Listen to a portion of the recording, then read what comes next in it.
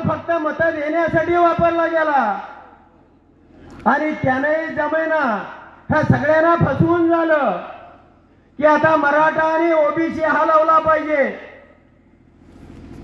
हे धोरण त्या ठिकाणी राबवलं गेलं आणि मित्रांनो हे लोकसभेला या राज्यातल्या जनतेने हे ओळखलं।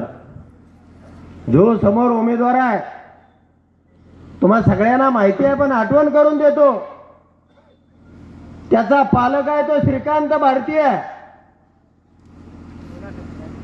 आणि त्या श्रीकांत भारतीनं त्याच्या कुत्र्याचं नाव काय ठेवलं? नुसतं नावच ठेवलं नाही तर ते ट्विटरला आणि फेसबुकला टाकलं, कुत्र्याचं नाव शंभू ठेवलं। जे आपल्या अस्मिता आहे, ज्याच्या बळावरती आपण लढतो, शौर्य गाजवतो, हे जाणून बुजून केलं जातंय।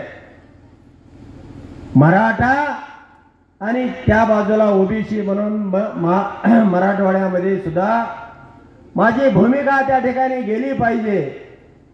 यासाठी पवार साहेबांनी त्या राजेश टोपे साहेबांच्या सभेमध्ये माझंही भाषण ठेवलेलं होतं। मी त्या ठिकाणी सांगितलं आणि तुम्ही ते सगळ्यांनी भाषण पाहिलं असेल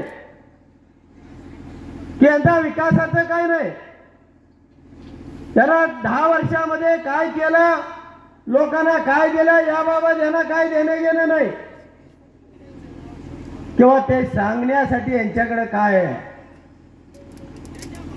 आणि मग फक्त जाती जातीमध्ये आम्ही ओबीसी आहे, आमचा डीएनए ओबीसी आहे, फक्त मतासाठी